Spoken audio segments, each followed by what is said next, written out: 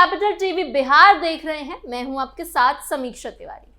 आपको याद होगा जब बिहार में कभी चकाचक चलती रही कई चीनी मिलें अब बंद हो चुकी है। मोतिहारी की चकिया और हनुमान शुगर मिल जैसी प्रमुख मिलें भी अब काम नहीं कर रही। इसकी वजह यह है कि इन मिलों की जगह का अधिकतर हिस्सा बिक गया है और मशीनें पूरी तरह से खराब हो चुकी हैं। साथ ही ये इलाका अब घनी आबादी से घिरे हुए हैं, जिससे मिलों को दोबारा चालू करना मुश्किल हो गया है। मोतिहारी की ही नहीं बल्कि हथुआ, वारिसगंज और बनमनखी जैसे 8 से ज्यादा चीनी मिलें को दोबारा काम नहीं कर पाएंगी कभी। सरकार ने इन बंद मिलों की जमीन का इस्तेमाल नई इंडस्ट्री लगाने के लिए बियाडा को ट्रांसफर कर दिया है।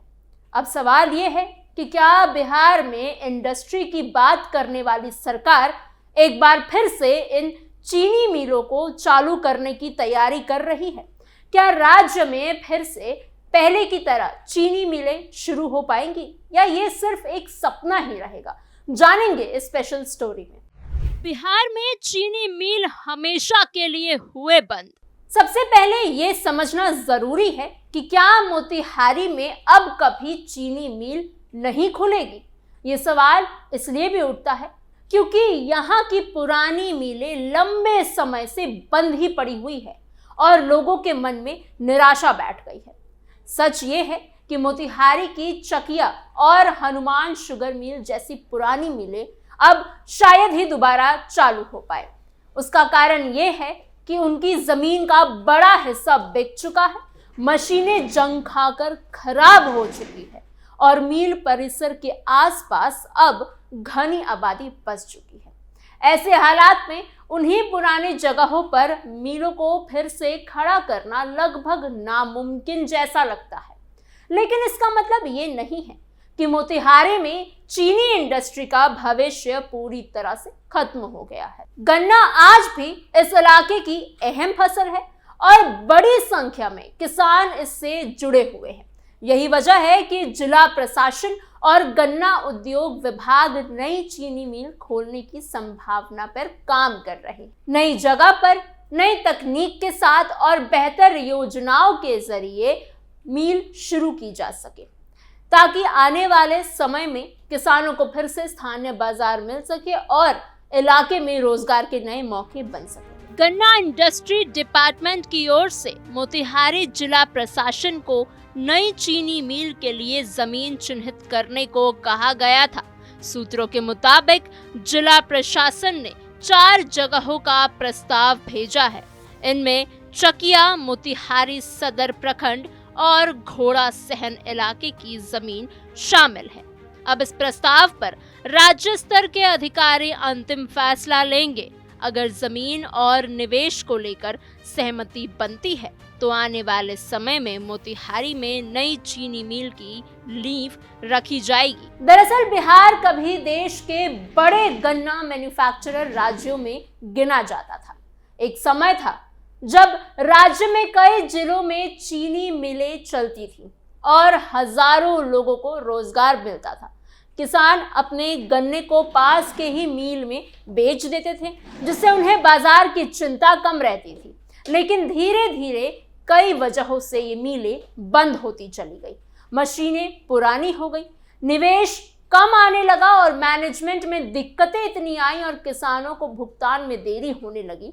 नतीजा ये हुआ कि एक एक करके कई मिलों पर ताला लग गया। अब राज्य सरकार ने बंद पड़ी चीनी मिलों को फिर से चालू करने और नई मिलें खोलने के लिए एक हाई लेवल कमेटी बनाई है। इस कमेटी की अगुवाई चीफ सेक्रेटरी प्रत्यय अमृत कर रहे हैं। उनके साथ कोयम्बटूर के शुगरकेन ब्रीडिंग इंस्टीट्यूट के वैज्ञानिक डॉक्टर बख्शी राम वर्धन, सीबीजी के मैनेजिंग डायरेक्टर अमित कुमार सिंह और इंडियन शुगर मिल एसोसिएशन के पूर्व अध्यक्ष मांडव प्रभाकर राव को शामिल किया गया है।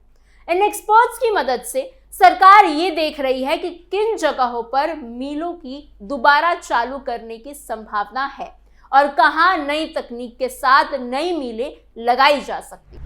चीनी के साथ साथ इथेनॉल और बिजली बनाएगा बिहार। इंडस्ट्री को बढ़ावा देने की इस कोशिश का पहला असर सकरी और रयाम चीनी मिल के रूप में दिख सकता है।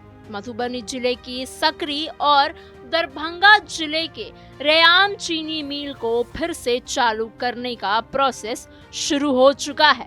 इन मिलों का संचालन कोऑपरेटिव डिपार्टमेंट के माध्यम से किया जाएगा। इसके लिए विभागों के बीच समझौता भी हो चुका है।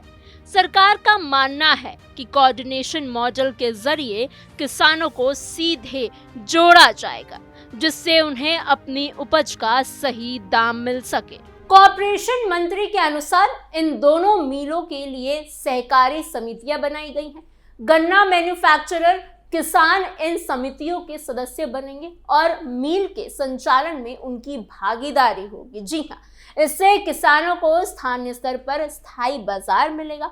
उन्होंने अपने गन्ने को दूर दूर तक ले जाने की जरूरत नहीं पड़ेगी। साथ ही अगर मिल नियमित रूप से चलेगी तो भुगतान भी समय पर होता रहेगा।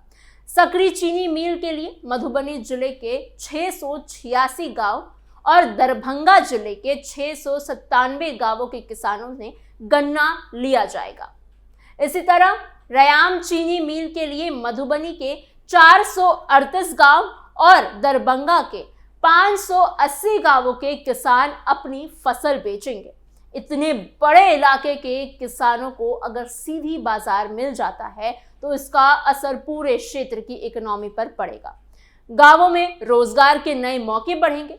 ट्रांसपोर्ट, मजदूरी, पैकिंग और दूसरे छोटे बिजनेसेस भी बढ़ेंगे। गोपालगंज जिले की सासामूसा चीनी मिल को भी चालू करने की तैयारी चल रही है। ये मिल लंबे समय से बंद है, लेकिन अब इसे दोबारा शुरू करने के लिए अलग अलग स्तर पर बातचीत हो रही है। कर्नाटक के निरानी शुगर लिमिटेड के मैनेजमेंट निदेशक विशाल निरानी ने इसमें दिलचस्पी दिखाई है। अगर निजी इन्वेस्टमेंट आता है तो सरकार सहयोग करती है तो मिल के फिर से चलने की संभावना बन सकती है। मुख्यमंत्री नीतीश कुमार ने यह भी घोषणा की है कि राज्य के 25 जिलों में नई चीनी मिलें खोली जाएंगी। इसके लिए सभी जिलों के डीएम को करीब 101 एकड़ जमीन चिन्हित करने का निर्देश भी दिया गया है। सरकार खुद मिलें चलाने के बजाय निजी कंपनियों को जमीन और सब्सिडी देने की योजना बना रही है। गन्ना इंडस्ट्री को बढ़ावा देने के लिए गन्ना उद्योग नीति 2026 भी तैयार की गई।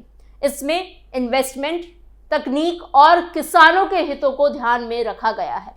पिछले करीब 20 साल से बंद पड़ी मिलों को चालू करने की कोशिश अलग अलग रूप में होती ही रही है। साल 2006 में सरकार ने फैसला लिया था कि लीज के माध्यम से चीनी मिलों की जमीन इन्वेस्टर्स को दी जाएगी। इस प्रोसेस के तहत लहरिया, सुगौली, मोतीपुर, रयाम, सकरी, बिहटा और समस्तीपुर जैसे यूनिट्स को लॉन्ग टर्म ट्रांसफर पॉलिसी के तहत इन्वेस्टर्स को सौंपा गया था।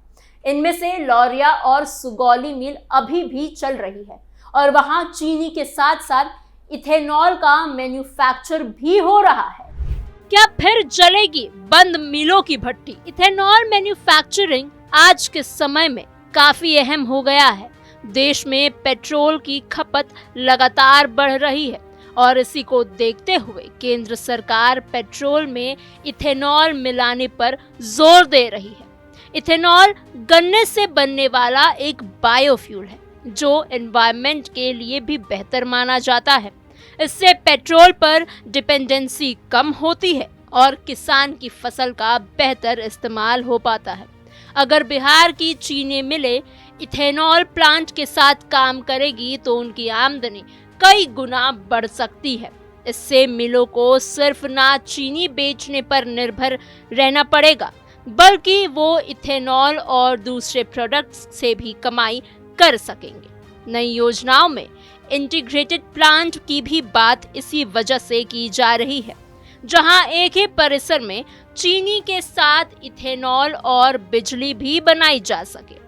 गन्ने से चीनी निकालने के बाद जो बचे हुए सब्सटेंस होते हैं उन्हें बिजली बनाई जा सकती है। इस तरह मिलें अपने खर्च भी कम कर सकती है और ज्यादा बिजली बेचकर कमाई भी कर सकती है।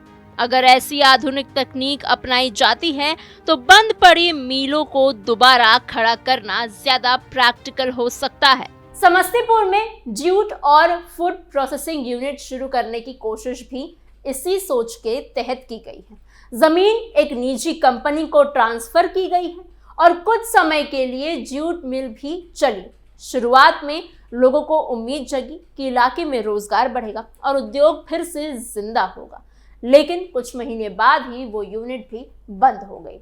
इससे ये साफ हो गया कि सिर्फ जमीन दे देना या समझौता कर लेना ही काफी नहीं होता। किसी भी उद्योग को लंबे समय तक चलाने के लिए मजबूत निवेश, सही मैनेजमेंट, पारदर्शी कामकाज और लगातार निगरानी बहुत जरूरी है। जब तक इन बातों पर गंभीरता से ध्यान नहीं दिया जाएगा, तब तक नई योजनाओं का पूरा फायदा नहीं मिल पाएगा। बिहार में चीनी मिलों का भविष्य कई बातों पर निर्भर करता है। सबसे पहली जरूरत है इनफ गन्ना मैन्युफैक्चरिंग की। अगर किसान गन्ना उगाने के लिए उत्साहित होंगे तो उन्हें समय पर भुगतान मिलेगा, तो वो इस फसल की ओर लौटेंगे। दूसरी बात है आधुनिक तकनीक। पुरानी मशीनों के भरोसे अब कंपटीशन संभव बिल्कुल नहीं। तीसरी बात है बाजार और मैनेजमेंट। मिलों को ट्रांसपेरेंट और पेशेवर तरीके से चलाना होगा। मोतिहारी समेत पूरे बिहार में चीनी इंडस्ट्री को फिर से खड़ा करना आसान काम नहीं है, लेकिन नामुमकिन भी नहीं है। अगर सरकार, इन्वेस्टर्स और किसान मिलकर काम करे तो आने वाले सालों में ये सारी बंद पड़ी मिलों की चिमनियां फिर से धुआं छोड़ते हुए नजर आ सकती है। ये सिर्फ एक इंडस्ट्री का सवाल नहीं है, बल्कि लाखों किसानों और ग्रामीण परिवारों की रोजी रोटी से जुड़ा मुद्दा है। अब देखना यह है कि योजनाएं जमीन पर कितनी काम करती हैं, कितनी तेजी से उतरती है और क्या बिहार एक बार फिर चीनी उत्पादन के मैप पर अपनी मजबूत पहचान बना पाता है या फिर नहीं। आपकी हमारी इस खबर पे क्या सोच विचार है, हमें कमेंट बॉक्स में जरूर बताइएगा। ऐसे ही और खबरों और अपडेट्स के लिए बने रहिए कैपिटल टीवी बिहार के साथ।